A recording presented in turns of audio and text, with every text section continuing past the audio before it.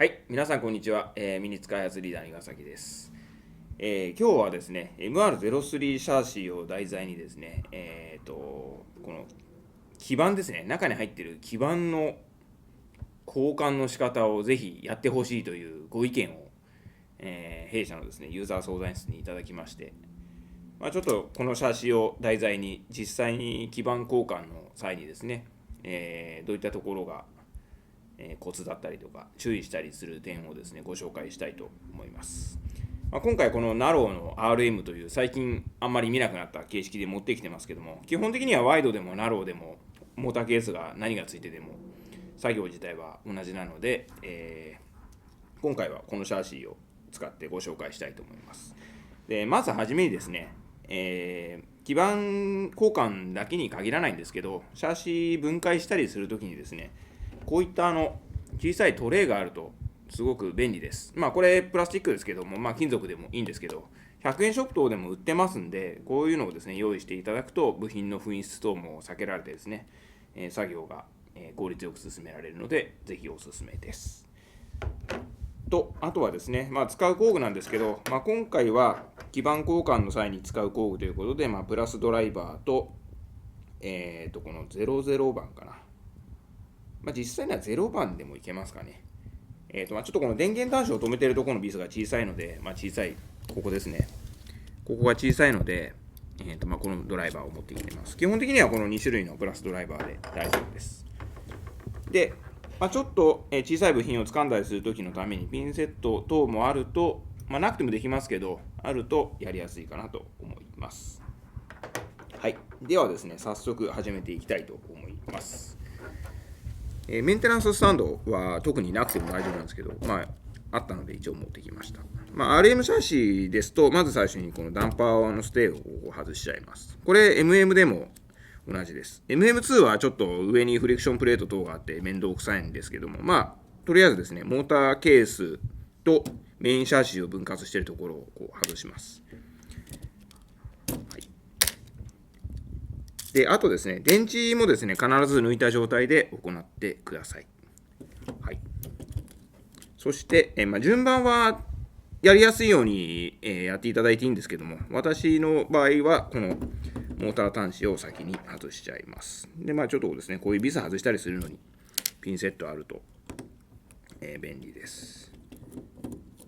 私なんかもう慣れてるんで、どこにどのビスが使われてるかわかるんですけど、もしこのビスの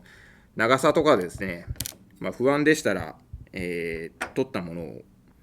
どこにあったか覚えておいていただくか、別の場所に保管していただくと間違わないで済むかなと思いますけれども、今回の基板に関して言うと、外側を止めてるこの大きいビスは全て2の 6mm なので、混じってしまっても後で、どこにどう使ってもらっても大丈夫です。はい。次にこの端子ですね、電源端子のところをこう取っちゃいます。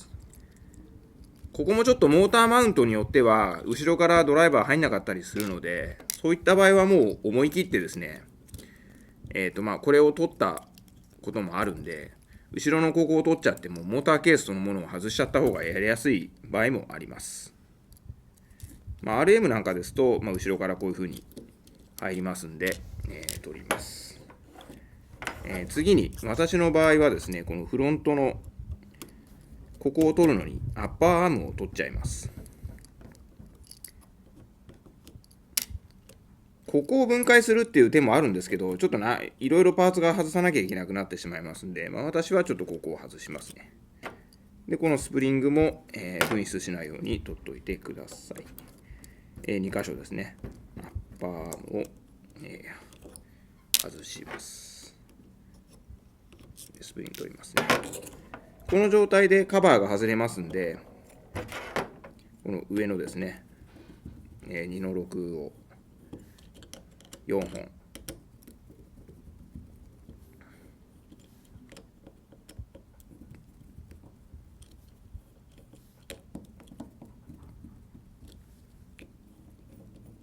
取ります。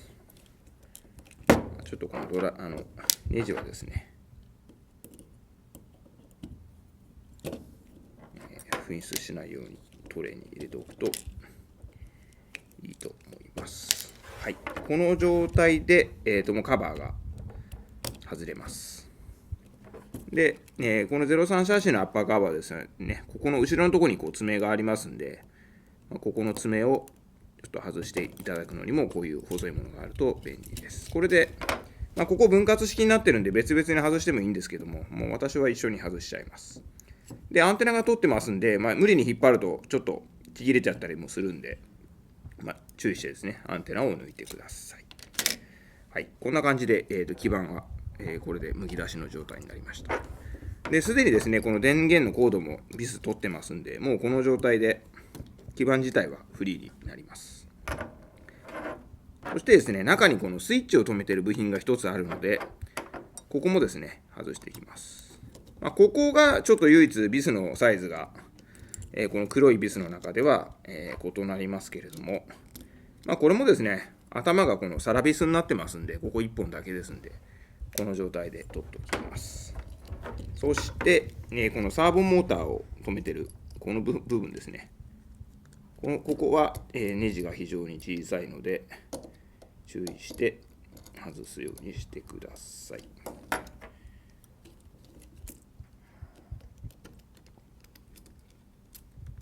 これですね。プラスチックの部品とネジが2本ついてます。これできればこのネジを分離しないでこの状態で外した方が後々が楽です。はい、この状態で外れるようになりましたけども、サーボをですね、このユニットごと外すので、ちょっとこういうふうにここの部分にですね、細い工具などを入れて、全体をサーボケースごと上にこう引っ張ってもらうと、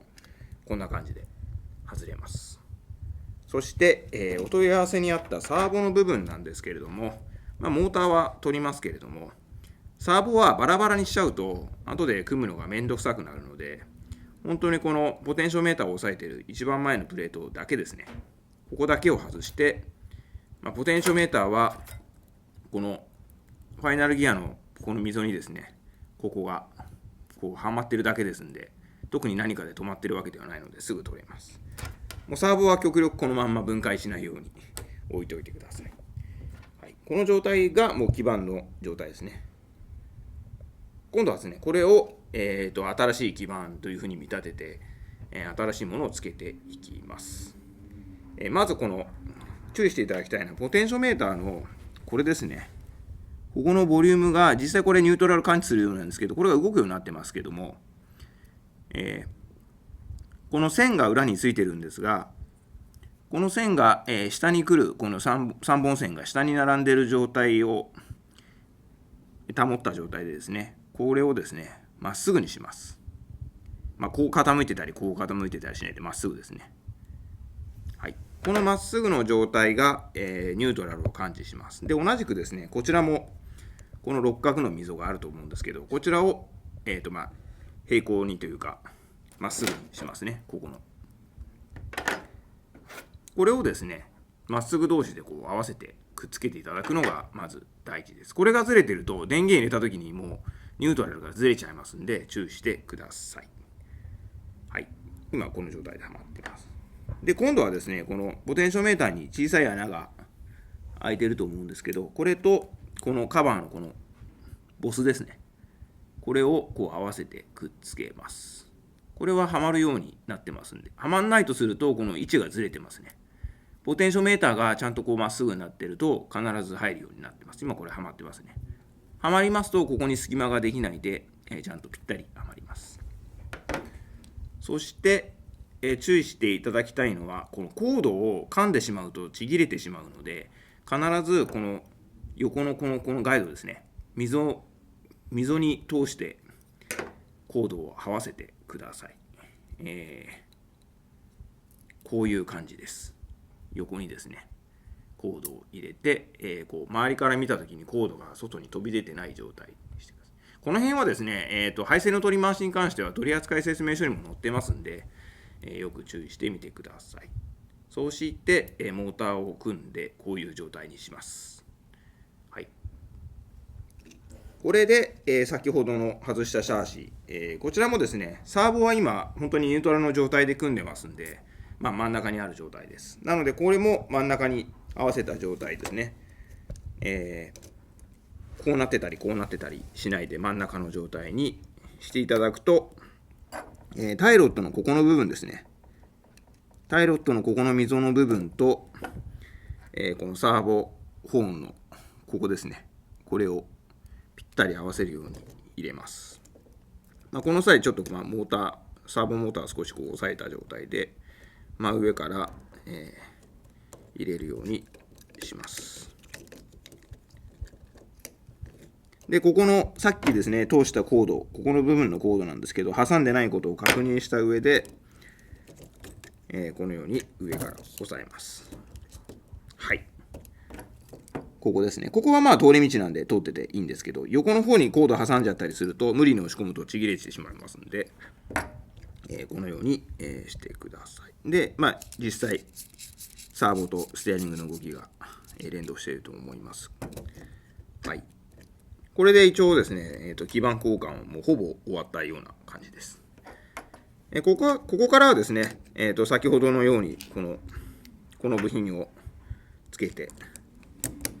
まずはサーボモーターを止めてしまいます。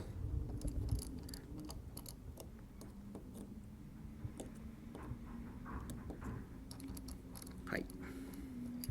で、この時ですね、止めた状態で、ちょっとサーボを動かしてみて、ここで引っかかりがある場合はですね、サーボモーターがちょっとこう傾いてるかもしれませんので、ちょっとこの筒状ですけども、少しサーボモーターの位置をずらして、調整していただければ、必ずこうスムーズに動くところがあります。はい、次にこのスイッチですね。電源スイッチも先ほど外したこのパーツで、これですね。上から止めちゃいます。はい。そして、基板のこの穴とですね、シャシ側のボスをこう合わせて、つけます。はい、こんな感じですね。で、この時に、外す時一番最初にこれ外したんですけども、この時にこの端子を付け忘れると、後で付けづらいので、この状態で、端子を付けます。これをですね、ここの溝に入れます。これ取るときにちょっとよく見ておいていただくと、分かりやすいかなと思います。はい。それで、さっき取ったこの一番小さいビスですね。これを、この後ろ側から止めます。端子と先ほどのプラスチックパーツのを共締めする感じですね。はい。このような感じになってます。逆もですね、同じようにつけていきますが、シャーシー側に穴が開いてて、ここに今このボスがあるんですけど、これもぴったり入るようになってますんで、こっちがちょっと特に見えなくても大丈夫かなと思いますが、つけてしまいます。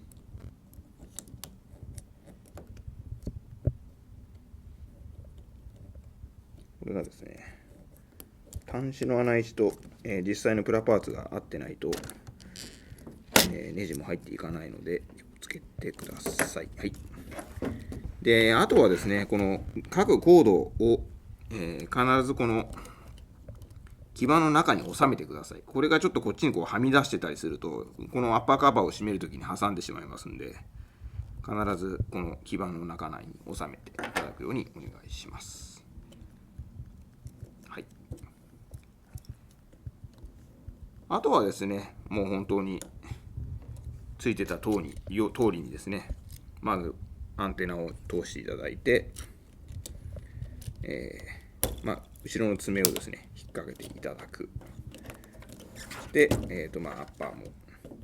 調整すると。で、この2の6のビスですね。これを締めていくと。4本ですね。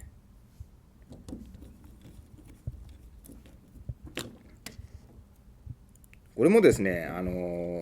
タッピングビスになってますんで、必要以上に強い力で締めると、プラスチックの方を壊してしまいますんで、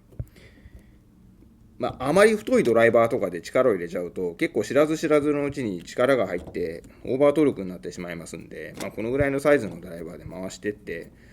普通に締めて止まったところで止めてください。あんまりぎゅうぎゅうに締めちゃうと割れてしまいますんで。はい。そして、スプリングをつけていきます。今回、ナローシャーシなので、こう内側ですね、円がこう2つあると思うんですけど、これが、こっちの内側に行きます。こうですね。ワイドの場合はこっちに行きます。今回ナローなので、こう内側につける感じですね。で、アッパーアームを片方ずつつけていきます。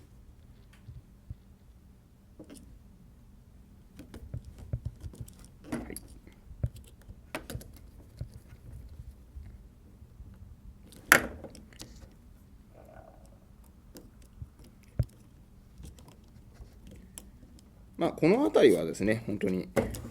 外した時の逆の手順で、